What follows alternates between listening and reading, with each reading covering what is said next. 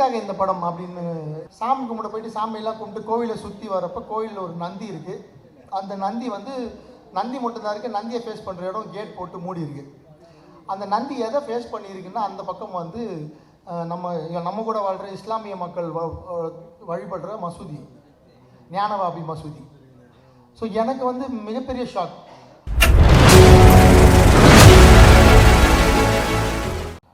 ஏன்னா இது வந்து எனக்கு முதல் படம் மாதிரி தான் இருந்தது. நான் 5வது படம் எனக்கு. ஸ்டில் ஒரு பீரியட் ஃபிலிம் பண்ணுறோம் அப்படின்றதால எனக்கு வந்து இது எல்லாமே புதுசு. நம்ம கற்பனையில் தான் இதெல்லாமே இருந்தது. புத்தகத்தில் படித்த அண்ணன் புத்தகத்தில் அப்புறம் அவரை பற்றி நிறைய ரிசர்ச் பண்ணேன்.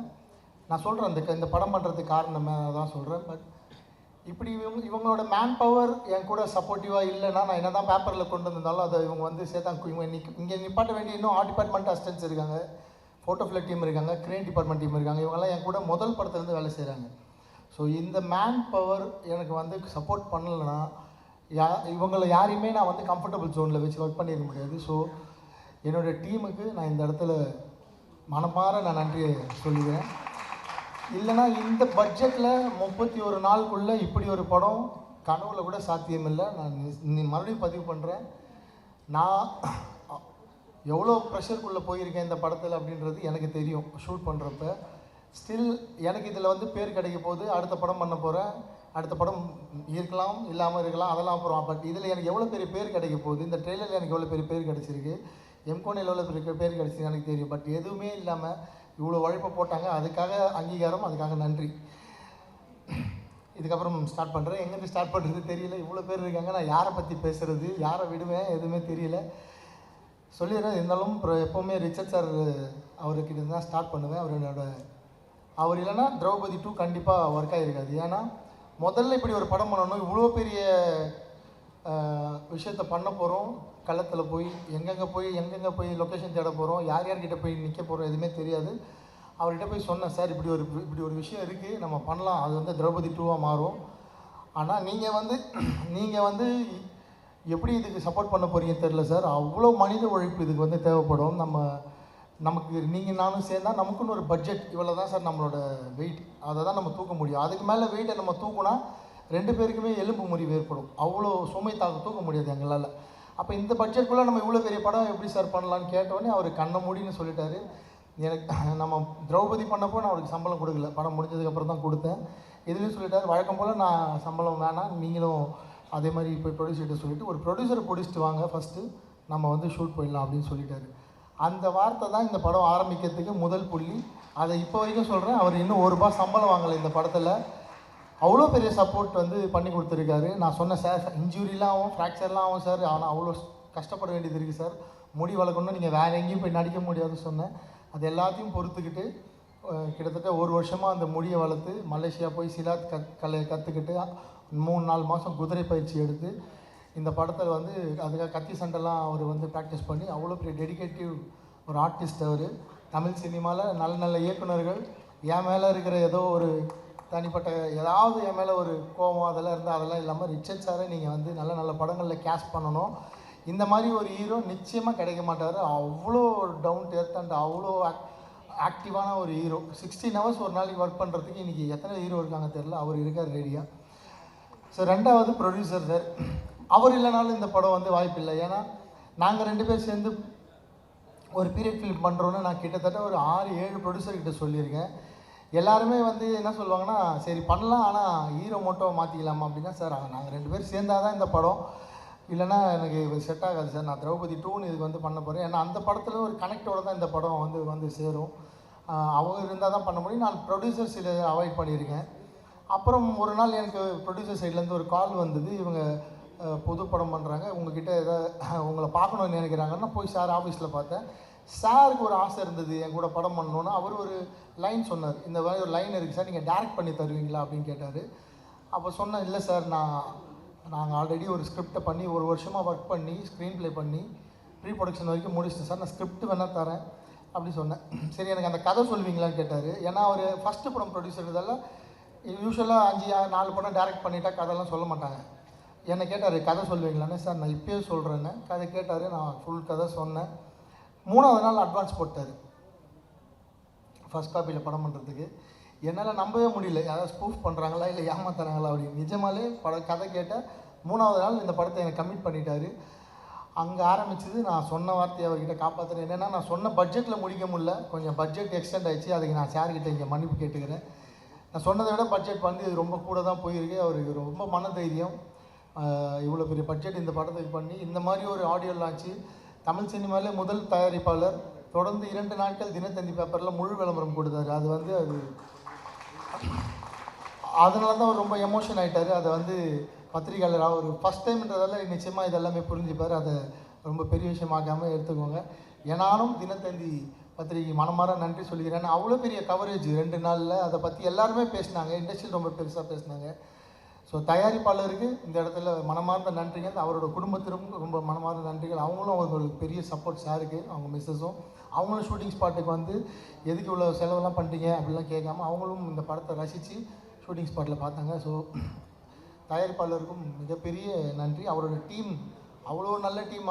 அவங்கெல்லாம் சேர்ந்து உழைப்பு தான் சார் இந்த படம் பண்ணார். ஸோ இந்த நேரத்தில் அவங்க டீம் இருக்காங்க.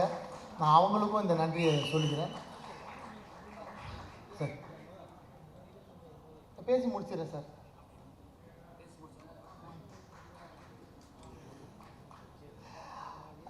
அடுத்து இதுக்கப்புறம் என் கூட ஒர்க் பண்ணுற டீம் எப்போவுமே ஒர்க் பண்ணுற டீம் தான், புதுசாக யாரும் இல்லை, அதே டீம் தான் இருக்காங்க. அண்டு ஹீரோ அப்படி தான் இருக்கார், ப்ரொடியூசரும் கிடைச்சிட்டாரு. ஸோ முக்கியமான ஒரு கேரக்டர் இருக்குது படத்தில். யாருன்னா கேமராமேன். என்னென்னா நான் ரொம்ப ராவாக ரொம்ப டார்க்காக படம் எடுக்கிற டைரக்டர். ஸோ எனக்கு இந்த படம் வந்து அப்படி ப்ரெசென்ட் பண்ண விருப்பம் இல்லை. ஏன்னா யூஸ்வலாக பீரியட் ஃபிலிம்னா அப்படி தான் இருக்கும். பட் நான் கொஞ்சம் இந்த படத்தை வந்து கலர்ஃபுல்லாக பண்ணணும் அப்படின்னு ஆசைப்பட்டேன். ஹர்கரான்னு ஒரு படம் நான் பார்த்தேன். அது அந்த பீரியட் ஃபிலிம் வந்து ரொம்ப பட்ஜெட்டில் அவ்வளோ குவாலிட்டியாக பண்ணியிருந்தார். ஸோ அவர் யூஎஸில் இருந்தார். அப்போ சார் நான் நாராயணன் சார் இருக்கார், அவர்கிட்ட தான் ஒரு நம்பரை தேடி கண்டுபிடிச்சி சொல்லி வாங்கி ஃபோனில் தான் பேசினேன். நான் நேர்லேயே பார்க்காம கமிட் பண்ணேன் கேமராமேனை. இதுதான் ஃபோன்லேயே பேசி அவர் கேரக்டர் எனக்கு புரிச்சு நேர்லேயே பார்க்கல. ஷூட்டுக்கு ஒரு மாதத்துக்கு முன்னாடி தான் சார் வந்து இந்த குரூவில் ஜாயின் பண்ணார். அப்போ தான் அவர் முத பார்க்குறேன். வரத்துக்கு முன்னாடி அட்வான்ஸ் போட்டேன். நான் கேமராமேனை பார்க்காமலே இந்த படத்துக்கு வந்து அட்வான்ஸ் போட்ட நட்டி எனக்கு சிரிக்கிறாங்க. இதெல்லாம் எப்போ சாத்தியம்? நிஜமாக அப்படி தான் நடந்தது. ஆனால் அவர் வந்ததுக்கப்புறம் நாங்கள் வந்து இந்த லொக்கேஷன்ஸ் எல்லாம் தேடி, அவர் அதிகம்லாம் பேச மாட்டார். பட் அவ்வளோ ஜீனியஸ், அவ்வளோ நாலேஜ், அவ்வளோ ஸ்பீடு. நான் 31 நாளில் உழைச்சிடலாம். நான் வந்து கையில் காஸ்டியூம் இருக்குது, ஸ்கிரிப்ட் இருக்குது, ஆர்டிஸ்ட் இருக்காங்க. பட் அதை லைட் பண்ணணும், நான் அந்த கன்சிஸ்டன்சி மெயின்டைன் பண்ணணும். அதில் ஒரு விஷயம் அவர் வந்து வாங்கணும். அவங்க ஒரு உழைப்பு கிடைச்சது தான் அந்த அப்ளாஸ். ஸோ கேமராமேன் சாருக்கு அவ்வளோ பெரிய நன்றிகள் இந்த இடத்துல. அதுக்கு ஈக்குவலான அவரெல்லாம் அதெல்லாமே அவங்க ஃப்ரெண்ட்ஸ். ஸோ அதுக்கு ஈக்குவலான ஒருத்தர் மனுஷனோட உழைப்பு இருக்குது. அவர் வந்து ஆர்ட் டைரக்டர். ஸோ என் கூட போன படம் கமல் சார் வந்து பகாசுரன் ஒர்க் பண்ணியிருந்தார். ஸோ பகாசுரனில் நாங்கள் எங்களுக்குள்ளே ஏற்பட்ட நல்ல நட்பு. இந்த படத்தில் வந்து அவர் ரொம்ப ஈஸியாக மெனக்கெடாமல் ஒர்க் பண்ணிவிட்டு ட்ரெய்லர் பார்த்துட்டு நான் தான் இந்த படத்துக்கு ஆர்ட் டைரக்டரான்னு ஃபோன் பண்ணி கேட்டேன். ஏன்னா நாங்கள் விஎஃப்எக்ஸ் வந்து இந்த படத்தில் வந்து அவ்வளோ சேர்த்துருக்கோம். உங்களுக்கு ட்ரெய்லரில் சில ஷாட்ஸ்லாம் விஎஃப்எக்ஸ் கொஞ்சம் சுமாராக இருக்குது அப்படின்னு சொன்னீங்க. அந்த ஒரு ஷாட் தான் உங்களுக்கு தெரிஞ்சு. அது இல்லாமல் நிறைய விஎஃப்எக்ஸ் பண்ணியிருக்காங்க லைட்ஸ் ஆன் மீடியா. ரொம்ப ரொம்ப சந்தோஷம் அந்த கம்பெனிக்கு. வெங்கி சார் ஒர்க் பண்ணியிருக்காரு அண்டு சுந்தர் சார் இருக்கார். அவங்களோட ஒர்க். அதனால தான் ஆர்ட் டைரக்டர் வந்து அப்படி ஒரு விஷயம் கேட்டார், நம்ம தான் ஒர்க் பண்ணோமான்னு. அவங்களும் ஒரு நாள் ஷூட்டிங் ஸ்பாட்டில் இருந்து நம்ம பிளான்டாக டெக்னிக்கலாக பண்ண ஒரு படம் இன் கன்ஸ்டெயின்ட் பட்ஜெட். அதுதான் ரொம்ப முக்கியம். இது நான் திரௌபதி எப்படி வந்து க்ரௌட் ஃபண்டிங்கில் 45-50 லட்சத்துக்குள்ளே ஒரு படத்தை பண்ணி அவங்க கலெக்ஷனை காட்டணும்னு, அது மாதிரி இந்த திரௌபதி 2 ஒரு நாங்கள் பிளான் பண்ண ஒரு பட்ஜெட், ஒரு பிளான் பண்ண டேஸ்க்குள்ளே ஒரு பீரியட் ஃபிலிம் பண்ண முடியும்னு நாங்கள் பண்ணியிருக்கோம். நிச்சயமாக இந்த படம் ஜெயிச்சுட்டா இது வந்து ஒரு பெரிய பெஞ்ச் மார்க்காக மாறும். பல பேருக்கு ஒரு உந்துதலாக மாறும். இப்படி ஒரு படங்கள் இந்த மாதிரி பிளான் பண்ணி எடுக்கலான்னு நான் அந்த ஹார்ட் டிஸ்க் வச்சுருக்கேன். 31 டேஸில் எடுத்த ஹார்ட் டிஸ்க் நான் வந்து டெலீட் பண்ண மாட்டேன், வச்சுருக்கேன். பிற்காலத்தில் யார் வந்து எப்படி பண்ணிங்க கேட்டாலும் நான் நிச்சயமாக அவங்களுக்கு வந்து அதை போட்டு காட்டுறேன், எப்படி ஷூட் பண்ணணும், எப்படி பிளான் பண்ணணும்னு. நான் இப்போ ஒவ்வொருத்தரை பற்றி பேசிட்டு இருந்தால் அது ரொம்ப லென்த்தாக போயிட்டு இருக்கோம். ஸோ கடகடன்னு போயிடுறேன். அடுத்து ஹீரோயின், ஒரு 25 ஹீரோயின் சும்மா தேடி பார்த்துட்டு நான் நினைக்கிற மாதிரி ஒரு முகம் வேணும். திரௌபதி 1 அப்படி இருந்தாங்க அந்த ஹீரோயின். அவங்க வந்து அந்த கதாபாத்திரத்துக்கு அவ்வளோ ஃபிட்டாக இருந்தாங்க. ஸோ திரௌபதி 2க்கும் வந்து நிச்சயமாக அதை எதிர்பார்ப்பாங்க. நான் இவங்களை வந்து முத என்ன பார்க்க வரப்போ ஜீன்ஸ் பேண்ட் டிஷர்ட்டில் தான் வந்தாங்க. அப்படி தானே மேடம் வந்தீங்க? இல்லை ஜீன்ஸ் பேண்ட் டிஷர்ட்டில் தான் வந்தாங்க முதல் என்னை பார்க்குறப்ப. எனக்கு எனக்கு நான் பார்த்தது அந்த முகம், அந்த கண், அவங்க நான் திரௌபதியாக ஒரு அரசியாக ஒரு கதாபாத்திரம் எழுதுனதை நான் வந்து அவங்க முகத்தில் பார்த்தேன், அந்த சிரிப்பில் பார்த்தேன். அப்போவே சொல்லிட்டேன் நீங்கள் கன்ஃபார்மாக பண்ணுவீங்க, பட் இதில் இவ்வளோ பெரிய வரலாறு இருக்குது. நான் ஏற்கனவே திரௌபதி 1 பண்ணப்போ கொஞ்சம் அவங்க அந்த ஹீரோயினுக்கு வந்து அவங்க ஃபேமிலி லெவலில் பிரச்சனை ஆகி அவங்க என்னை எதிர்த்துலாம் பேச வேண்டியது இருந்தது. நீங்கள் இதெல்லாம் தாங்கிப்பீங்களா, இந்த பிரச்சனைலாம் வருமானா? அவங்க பயங்கரம் போல்டு, எவ்வளோ தைரியமாக சொன்னாங்க பாரு. நான் கதை நரேஷன் கேட்டுட்டு தான் படம் பண்ணேன்னு சொன்னாங்க பாருங்க. அது பதிவு என்னென்னா நாளைக்கு என்ன வேணால் நடக்குன்றதால அவங்களுக்கும் தெரியல. ஏன்னா நான் என் கூட ஒர்க் பண்ணுறவங்களெல்லாம் சுற்றி இருக்கிறவங்களாம் ஜாலியாக போய் மிரட்டிடுறாங்க, நீ ஏன் அவர் கூட ஒர்க் பண்ணுற அப்படின்னு. அதில் 2 பேர் பலியாக இருக்காங்க. அதை பற்றி சரி அதை விட்டுறலாம், அது நமக்கு தேவையில்லாத வேலை. அவங்க நல்லா இருக்கட்டும், அவ்வளோதான். நான் அவ்வளோதான் அவங்கள சொல்கிறது. ஃபினான்ஷியலியும் இந்த படத்தில் வந்து அவர் எனக்கு சப்போர்ட் பண்ணி தான் இந்த ரோல் பண்ணார். ட்ராவல் பண்ணி வந்து கம்ஃபர்டபுளாக அவ்வளோ சில்லாக ஒர்க் பண்ணார். நாங்கள் கொஞ்சம் அவருக்கு கார் கொடுக்குறதுலாம் கூட சின்ன சின்ன பிரச்சனைகள் இருந்து, தங்க வைக்கிறதுல பிரச்சனைகள் இருந்து, எல்லாத்துலேயும் அட்ஜஸ்ட் பண்ணி ஒர்க் பண்ண ஒரு மாமனிதர். ஸோ அவர்கிட்ட நான் வந்து திரும்பி ரெக்வஸ்ட் பண்ணி கேட்டுக்கிறேன், எனக்கு ஒரு நல்ல கதை தென் மாவட்டத்தை பேஸ் பண்ணி கொடுங்க சார். ஆசையாக இருக்கு ஒரு தென் மாவட்டம் சார்ந்த ஒரு படம் பண்ணணும்னு சொல்லி. அண்டு இதுக்கப்புறம் இந்த படத்துக்கு இன்னும் சப்போர்ட்டிவ் வந்தவங்க ரைட்டர் பத்மா சந்திரசேகர் மேம். அவங்க புத்தகம் ஒரு பெண் சாண்டில்யான்னு சொல்லுவாங்க அவங்கள, அந்த மாதிரியான ஒரு எழுத்தாளர். அவ்வளோ அழகாக எழுதுவாங்க. நான் டைலாக்ஸ் எல்லாருக்கும் புரியணும், ஆனால் அது வந்து புது தமிழாக இருக்கணும். இப்போ தமிழ் இப்போ பேசுகிறவங்களுக்கு கேட்காத ஒரு தமிழாக இருக்கணும்.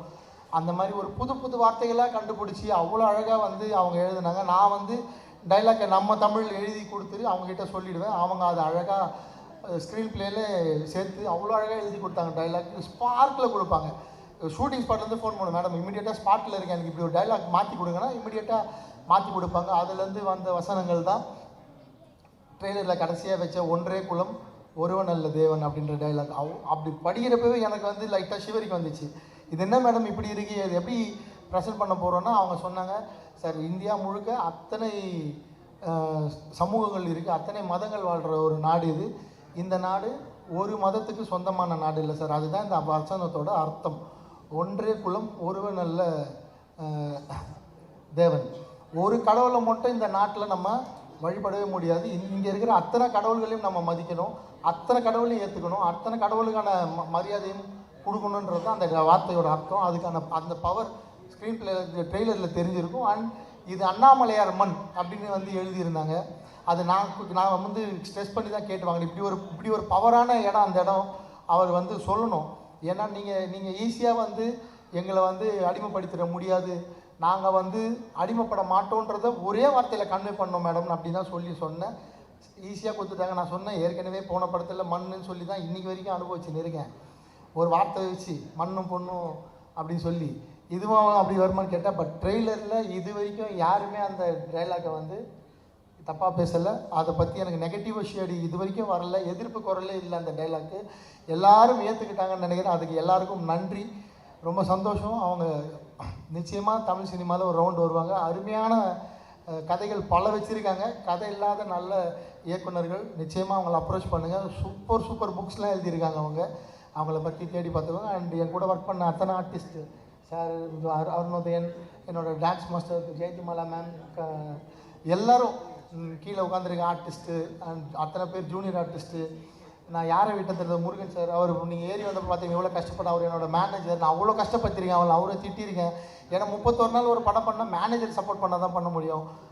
அப்புறம் என்னோடய ஃப்ரெண்டு, என்னோடய மாமா, அவங்க தான் இந்த படத்தில் ஃபுல்லாக கேஷ் ஹேண்டில் பண்ணிட்டாங்க, ரவி அண்ட் சத்யா. அவங்க நான் யாரை சொல்கிறது யாரை வருது தெரில. அண்டு சார் கடைசியாக சொல்கிறேன் சார், வேறு டீம்லாம் முடிச்சு. அண்ட் அப்புறம் வந்து ஆடியோ கம்பெனிலேருந்து எனக்கு சப்போர்ட் பண்ண முருகன் சார், எனக்கு திரௌபதியிலேருந்து வகாசுரன்லேருந்து இப்போ வரைக்கும் லகரி வந்து என் கூடவே இருக்காங்க அவங்க. அப்புறம் நாராயணன் சார், அவர் ஃப்ரம் த பிகினிங்லேருந்து கூட வந்து இந்த இவ்வளோ பண்ணால் தான் பிஸ்னஸ் வரும் அப்படின்னு சொல்லி கொடுக்குறதாகட்டும். அப்புறம் என் வீட்டில் அவங்க ஷூட்டிங் ஸ்பாட்லேயே என் கூட வந்துடுவாங்க. என் பொண்ணு அவள் தான் எனக்கு பெரிய எனர்ஜி அன்றைக்கி. என் ஒய்ஃபும் என் பொண்ணும் கூடவே இருப்பாங்க ஷூட்டிங் ஸ்பாட்டில். எந்த டேரக்டர் அப்படி வச்சுப்பாங்களா தெரியல, என் கூடவே இருப்பாங்க அவங்க ஷூட்டிங் ஸ்பாட் ஃபுல்லாகவே. எதுக்காக இந்த படம் அப்படின்னு நான் வந்து பண்ணணும், நான் வேறு கதை தான் பண்ணலான்னு வச்சுருந்தேன். ஒரு சிமெண்ட் ஃபேக்ட்ரியால் ஒரு ஊர் எப்படி பாதிக்கப்படுது அப்படின்றது அரியலூர் மாவட்டத்தை பற்றி படம் எடுக்கணும் தான் நாங்கள் வந்து ஸ்கிரிப்ட் பண்ணோம். அதை வந்து பண்ணணும்னு முடிவு பண்ணியிருக்கப்போ எனக்கு வந்து காசி போகிறதுக்கான ஒரு வாய்ப்பு கிடச்சிது. காசி விஸ்வநாதர் கோயில் வாரணாசி போனேன். வாரணாசி போய் நான் அதான் ஃபஸ்ட் டைம் போகிறேன். எனக்கு அதுக்கு முன்னாடி அதை பற்றி தெரியாது. காசி தமிழ் சங்கம் மூலிமா நான் கெஸ்ட்டாக அங்கே போகிறேன். போய் எனக்கு வந்து நான் வந்து பெரிய சிவபக்தன், என்னை பார்க்குறவங்களுக்கு தெரியும். சாமி கும்பிட போயிட்டு சாமியெல்லாம் கும்பிட்டு கோவிலை சுற்றி வரப்போ கோவிலில் ஒரு நந்தி இருக்குது. அந்த நந்தி வந்து நந்தி மட்டும்தான் இருக்குது. நந்தியை ஃபேஸ் பண்ணுற இடம் கேட் போட்டு மூடி இருக்குது. அந்த நந்தி எதை ஃபேஸ் பண்ணியிருக்குன்னா அந்த பக்கம் வந்து நம்ம கூட வாழ்கிற இஸ்லாமிய மக்கள் வழிபடுற மசூதி, ஞானவாபி மசூதி. ஸோ எனக்கு வந்து மிகப்பெரிய ஷாக். உலகமே புனித ஸ்தலமாக நம்ம வீட்டில் யாராவது முன்னோர்கள் பெரியவர்கள் இறந்தாங்கன்னா நம்ம திதி கொடுக்கறதுக்கு போகிறோம். அவ்வளோ பெரிய காசி, அப்படி தான் கேள்விப்பட்டிருக்கேன். காசிக்கு இந்த வயசில் போகவே கூடாதுன்னா வீட்டில் மிரட்டுறாங்க. அந்த மாதிரியான இந்த மதத்துக்கு சொந்தமான அந்த மாதிரி ஒரு புனித ஸ்தலமில் நந்தி பார்க்குற டைரக்ஷனில் ஞானவாபி மசூதி இருக்குது. இது என்ன அரசியல், இது எப்படி, இது ரெண்டும் பக்கத்தில் இருக்குது, இவங்களும் எப்படி இவ்வளோ ஒத்துமையாக இருக்காங்க, இதுக்குள்ளே என்ன வரலாறு இருக்குன்னு கேட்குறப்ப தான் அங்கே அவுரங்கசீப் வந்து அந்த பீரியடில் எப்படி வந்து அந்த கோவிலோட இடத்துல வந்து ஒரு மசூதியை உருவாக்கினார்ன்ற வரலாறு வந்து படிக்க முடிஞ்சது. அதை படிக்கிறப்ப நான் வந்து இது இங்கே தான் நடந்திருக்கு போல், நமக்கு அதெல்லாம் தெரியாது சொல்லிவிட்டு அப்புறமேட்டா நான் வந்து அதை பற்றி கூகுள் பண்ணேன். அதை கூகுள் பண்ணுறப்ப அது வந்து தமிழ்நாட்டையும் கனெக்ட் ஆகுது. ஏன்னா நான் வந்து பத்மாவதி படம் பார்த்துருக்கேன். பத்மாவதி படம் பார்த்தப்போ அதில் வந்து அலாவுதீன் கில்ஜி மாலிக் கஃபூர் பற்றி படிச்சிருக்கேன். நான் கூகுள் பண்ணுறப்ப மாலிக் கஃபூர் பற்றின சொல்கிறேன் சார், லாஸ்ட்டாக சொல்கிறேன் முடிஞ்சு. கூகுள் பண்ணுறப்ப அது கனெக்ட் இருக்குது சார், அதனால தான் சொல்கிறேன். நான் கூகுள் பண்ணுறப்ப எனக்கு வந்து மாலிக் கஃபூர் பற்றி படிக்கிறது. மாலிக் கஃபூர் பற்றி படித்தா மாலிக் கஃபூர் வந்து வட இந்தியாவில் மட்டும் பிரச்சனை பண்ணாமல் அவர் வந்து நம்ம சவுத் இந்தியாவிலையும் பிரச்சனை பண்ணியிருக்காரு. மதுரையில் வந்து படையெடுத்திருக்காரு. மதுரை கோவிலில் வந்து கொள்ளையடிச்சிட்டு போயிருக்காரு. அவர் வந்து அந்த மதுரை கோவிலை கொள்ளையடிக்க அவர் வந்து இங்கே வழிகாட்டுறதுக்கு யாரை வந்து பிணை கைதியாக வந்து கூப்பிட்டு போகிறாரு, யாரை வந்து வழிகாட்டியாக வந்து மிரட்டி இட்டு போகிறாருன்னா வல்லாள மகாராஜா. கரெக்டு தானே? வீர வல்லாள மகாராஜாவை அவர் வந்து வழிகாட்டியாக கூப்பிட்டு போகிறாரு. இது யாரா வீர வல்லாள மகாராஜா? எனக்கு அதுக்கு முன்னாடி ஒய்சால மன்னர்கள்லாம் சும்மா தெரியும், நான் படிச்சிருக்கேன். நான் ஹிஸ்ட்ரியில் நிறைய இந்த ராஜராஜ சோழன் ரொம்ப பிடிக்கிறதால. ஸோ இந்த வீர வல்லாள மகாராஜா யாருன்னு பார்த்தா அண்ணன் வந்து அதை பற்றி புக்கு எழுதியிருந்தார். அப்புறம் அண்ணனுக்கு ஃபோன் பண்ணி இது என்னென்னா நம்ம ஊரில் இந்த மாதிரி நடந்திருக்கா, நம்ம ஊரில் இந்த மாதிரி பிரச்சனைகள்லாம் இருக்கான்னு கேட்டால் அப்போது தான் எனக்கு இந்த கதையை சொல்லி இந்த புத்தகத்தை படிக்க சொன்னார். நான் அந்த புத்தகத்தை படித்த உடனே இதுதான் நம்ம பண்ண வேண்டிய படம், இதுதான் வந்து அடுத்த படமாக நம்ம பண்ணணும், இது எத்தனை வருஷம் ஆனாலும் பரவாயில்ல, நம்ம வந்து இந்த கதையை முடிப்போம்னு சொல்லி நான் வந்து ஒரு ஒன்லைன் ரெடி பண்ணி அது வந்து எடுத்துகிட்டு 2 வருஷமாக ப்ரொடியூசர் தேடி எனக்கு கிடைச்சது தான் சண்முகம் சார். எப்போ வந்து எனக்கு இந்த படம் வந்து ரொம்ப பெரிய நம்பிக்கை கொடுத்ததுன்னா சாவா படம் வந்து ரிலீஸ் ஆச்சு. சாவா படம் பார்க்குறப்ப எனக்கு வந்து நாங்கள் ஷூட் போகிறதுக்கு முன்னாடியே சாவா ரிலீஸ் ஆகிடுச்சு. சாவா படம் விஷுவல்ஸ் எல்லாம் பார்த்தோடனே எனக்கு வந்து ஒரு மிகப்பெரிய நம்பிக்கை வந்துடுச்சு. இந்த படம் வந்து நிச்சயமாக தமிழ்நாட்டில் பெரிய அரசியலை பேசாது, எதிர்ப்பு அரசியல் வராது. ஏன்னா சாவா படத்துக்கு மியூசிக் டைரக்டர் யாருன்னு உங்கள் எல்லாருக்கும் தெரியும். ஸோ அப்படி ஒரு வரலாறை சொல்கிறப்ப அவங்க ரஹ்மான் சாரே அதில் ஒர்க் பண்ணுறாங்கன்றப்ப நம்ம தைரியமாக இந்த படம் பண்ணலாம். அந்த தைரியத்தோடு தான் நான் போய் ஜிப்ரான் சாரை போயிட்டு இந்த கதை சொன்னேன். ஸோ ஜிப்ரான் சார்கிட்ட நான் போய் இந்த கதை சொல்லி முடிக்கிறப்ப, ஏன்னா உங்களுக்கு அவர் ஜிப்ரான் சாரை பற்றி தெரிஞ்சிருக்கும். ஸோ நான் போய் ஜிப்ரான் சார்கிட்ட பிஜிஎம்காக தான் நான் வந்து ஜிப்ரான் சார்கிட்ட போகிறேன் இந்த கதைக்கு. அவர்கிட்ட நான் கதை சொல்லி முடித்த உடனே அவர் வந்து என்னை நீ இப்போ சொன்னால் அதே மாதிரி தான் பார்க்குறாரு.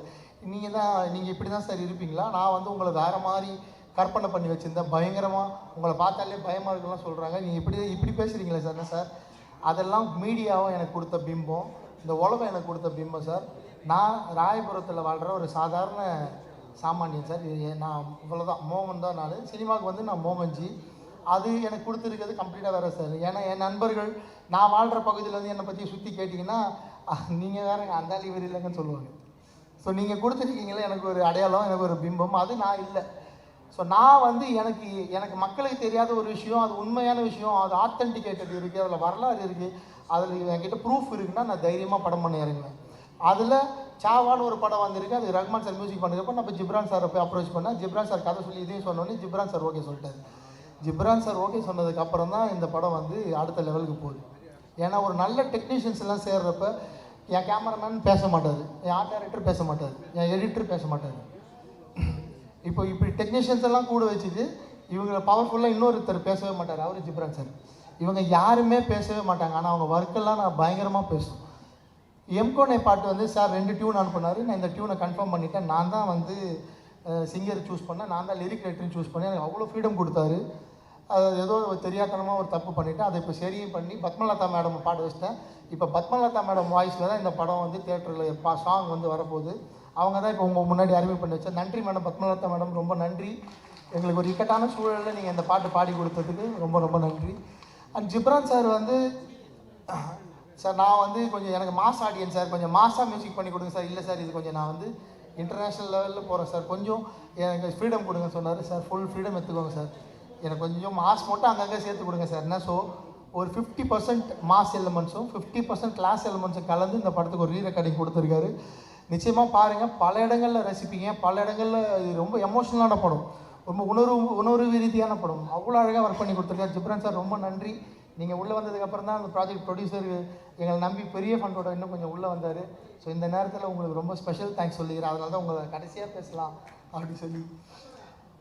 அவ்வளோதான். நான் மொத்தமாக ஜிப்ரான் சாரை 4 தடவை மீட் பண்ணியிருப்பேன். நாங்கள் ஒரு 40 தடவை ஃபோனில் பேசியிருப்போம், அவ்வளோதான். அதுக்கு மேலே ஜிப்ரான் சார் அடுத்த படம் பண்ணுறப்ப இப்போ எப்படி மோகன்ஜி கூட ஒர்க் பண்ணீங்கன்னு கேட்காதீங்க தயவு செஞ்சு. ஸோ நான் கண்டென்ட்குள்ளே வந்துடுறேன் மறுபடியும். ஸோ இதுதான் நான் படம் பண்ண காரணம். நான் அது காசிக்கு போனேன், அந்த அந்த இடத்த பார்த்தேன். அப்புறம் தமிழ்நாட்டில் இப்படி ஒரு வரலாறு இருக்க பார்த்தேன். ஸோ அப்போ தமிழ்நாட்டை வந்து மாபார்னு சொல்கிறாங்க. மாபாரை கைப்பற்றுறது தான் துக்ளக்கோட ஒரே லட்சியமாக இருந்தது. ஸோ அலாவுதீன் கில்ஜி பீரியடுக்கு அப்புறம் துக்ளக் தான் வந்து இந்தியா வாழ்கிறாரு. அந்த துக்ளக் வந்து தேவகிரி, ஹைதராபாத் வந்து தேவகிரியை தலைநகராக வச்சுட்டு கொஞ்ச நாள் ஆள்றாரு. துக்ளக் ரொம்ப வித்தியாசமான கேரக்டர். அவன் எடுக்கிற முடிவு நல்லதாக கெட்டதான் அவனுக்கே தெரியாது. ஸோ அந்த மாதிரி ஒரு டிஃப்ரெண்ட்டான கேரக்டர். ஸோ அந்த மாதிரி ஒரு கேரக்டர் வில்லனாக கிடைக்கிறப்போ ஆட்டோமேட்டிக்காக அந்த ஹீரோ கேரக்டர் ரொம்ப ஸ்ட்ராங்காகிடுது.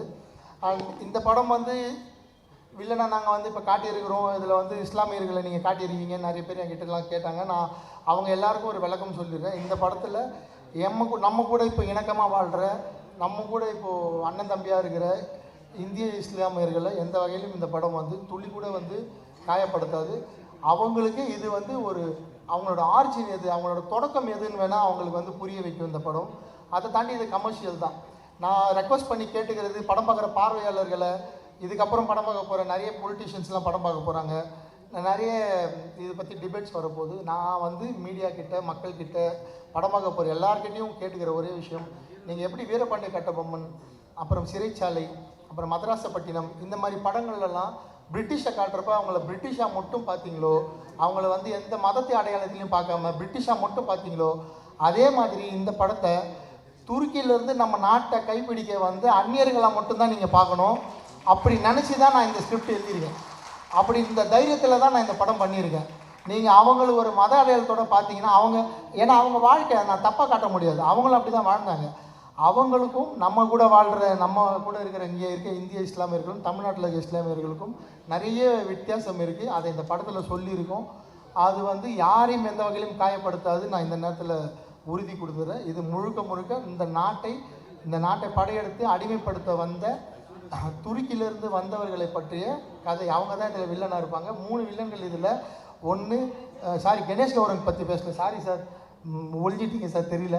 ஸோ அவர் வந்து பல்பானாக நடிச்சிருக்காரு, பல்பான். அவர் தினேஷ் லம்பா சார் கியாசுதீன் தம்கானியா நடிச்சிருக்காரு. அண்ட் சிராக் ஜானி சார் முகபத் பின் துக்ளக்கா பண்ணியிருக்காரு. ஸோ 3 வில்லனுங்க. இவங்களுக்குள்ளே என்ன நடக்க போகுதுன்றது தான் படம். இவங்களை வந்து எப்படி வல்லாளர் ஃபேஸ் பண்ண போகிறாரு, வல்லாளருக்கு அப்புறம் வீரசிம்ம காடவராயன் அவங்களை எப்படி ஃபேஸ் பண்ண போகிறாரு, வீரசிம்ம காடவராயனுக்கு சம்பூரவர் எப்படி ஹெல்ப் பண்ண போகிறாரு, வீரசிம்ம காடவராயனோட அப்பா சரவணன் சுப்பையா சார், அவர் மல்லையனரை பண்ணியிருக்காரு. சரவணன் சுப்பையா சாரை பற்றி பேசாம விட்டேன் சார், எங்கே இருக்கீங்க, கிளம்பிட்டாங்க, அதில் சாரி. சரவணன் சுப்பையா சார் இதில் ரிஜத் சாருக்கு அந்த கேரக்டருக்கு ஃபாதராக பண்ணியிருக்காங்க. ஸோ இவங்க எல்லாருக்கும் இந்த கேரக்டர்ஸ்குள்ளே என்ன நடக்குதுன்றது தான் இந்த படம். கடைசியாக நான் மக்கள்கிட்ட கேட்குற கேள்வி ஒன்று தான், மக்கள்கிட்ட கேட்டுக்கிற ரெக்வஸ்ட் தான். இவ்வளோ நாள் என்னை சப்போர்ட் பண்ணிங்க, இது என்னோட ஒரு 8 காய் பால்சல். இது சின்ன முயற்சி இல்லை. உங்களை நம்பி நீங்கள் இவ்வளோ நாள் கொடுத்த சப்போர்ட்டை நம்பி இவ்வளோ பெரிய முயற்சியில் நான் இறங்கியிருக்கேன். இவ்வளோ பெரிய டீமோட நான் பாம்பேலேருந்து கூப்பிட்டு வந்திருக்கேன் ஆர்டிஸ்ட்டை. பாம்பேயில் போய் 30 நாள் ஒர்க் பண்ணியிருக்கேன். இங்கேருந்து ஒரு 10 கண்டெய்னரு, இங்கேருந்து ஒரு 300 பேரை டிக்கெட் போட்டு கூப்பிட்டு போய் வேலை பார்த்துருக்கேன். இவ்வளோ உழைப்பை போட்டிருக்கோம் இந்த படத்துக்கு. இது வந்து நிறைய டைலாக் இருக்கிற படம், கதை சொல்ல போகிற படம். இது இந்த ஜானரே வந்து ஹிஸ்டாரிக்கல் ஆக்ஷன் ட்ராமா. ஸோ நிறைய டைலாக்ஸ் இருக்கும் படத்தில். அதனால் நீங்கள் படம் பார்க்குறப்ப நல்லா ஃப்ரீ ஃபோனெல்லாம் இல்லாமல் ஆஃப் பண்ணி வச்சுட்டு ஒரு டைலாக்கே உன்னிப்பாக கவனிங்க. இந்த படம் வந்து ராக்கெட் வேகத்தில் போகும், இந்த படம் தான் பெஸ்ட்டு படம் அப்படிலாம் நான் சொல்லலை. ஆனால் நிச்சயமாக இந்த படம் உங்களுக்கு நிச்சயமாக ஒரு புது விஷயத்த சொல்லும். இப்போது எப்படி வந்து நான் மராத்தி போனப்போ தான் தெரிஞ்சுக்கிட்டேன், அங்கே வந்து பெத்த தாயை பெத்த தந்தையை விட சத்ரபதி சிவாஜி வீர சிவாஜி அவர்களை தான் அவங்க வந்து பெருசாக நினைக்கிறாங்க. சத்தியம் பண்ணால் கூட நாங்கள் வந்து மகாராஜா மேலே சத்தியம்னு சொல்கிறாங்க. நம்ம இங்கே தான் சத்தியம் பண்ண அம்மா மேலே சத்தியம் சொல்லுவோம்ல, மராத்தியில் வந்து மகாராஜா மேலே சத்தியம்னு சொல்கிறாங்க. அந்த மாதிரி ஒரு மகாராஜா அவர் வந்து அங்கே தர்மத்தை காப்பாற்றினது இன்றைக்கி வரைக்கும் அவங்க அவங்கள தாங்கி பிடிச்சிட்டு இருக்காங்க. இங்கே அவருக்கு 200 வருஷத்துக்கு முன்னாடி சவுத் இந்தியாவில் முதல் தர்மத்தை தன்னோட உயிரை கொடுத்து தாங்கி பிடிச்ச ஒரு அரசர் தான் வீரவல்லால மகாராஜா. அவரை வெளி உலகத்துக்கு கொண்டு வர அவ்வளோ பெரிய பெருமை எனக்கு கிடச்சிருக்கு. அதனால் தயவு செஞ்சு நிதானமாக பொறுமையாக இந்த படத்தை போய் தேட்டரில் பாருங்கள். இது வந்து உங்களை ஏமாத்தாது. இது ஒரு புது உணர்வை கொடுக்கும், ஒரு புது வரலாறை கொடுக்கும். காணாமல் போய் தொலைஞ்சி போயிருக்க அத்தனை மன்னர்களை பற்றி இது வெளியே கொண்டு வரதுக்கான ஒரு வாய்ப்பு அமையும். நம்ம பூலித்தேவனை பற்றி பேசணும், நாச்சியார் வேல்மகை வேலுநாச்சியை பற்றி பேசணும், துலுக்கு நாச்சியார் பற்றி பேசணும், தீரன் சின்னமலையை பற்றி பேசணும், அழகுகோன் பற்றி பேசணும். இன்னும் அவ்வளோ வரலாறு இருக்குது. இது தமிழ்நாட்டில் வாழ்ந்த மன்னர்களோட வரலாறை வெளியே கொண்டு வரதுக்கான ஒரு தொடக்க புள்ளி அமையும்னு சொல்லி நிச்சயமாக உங்கள் எல்லாருக்கும் இந்த படம் திருப்திப்படுத்தும். திரௌபதி 2 வர 15 நாங்கள் ரிலீஸ் பண்ணுறோம். நிச்சயமாக உங்களை எல்லாரையும் சந்தோஷப்படுத்துன்னு சொல்லி வந்த பத்திரிகையாளர், வந்த மக்கள், என் கூட ஒர்க் பண்ண டெக்னீஷியன் யார் பேரையா விட்டுருந்தா அவங்களுக்கும் சேர்த்து என்னுடைய நன்றியை தெரிவிச்சுக்கிறேன். Thank you so much and support பண்ணுங்கள். நன்றி.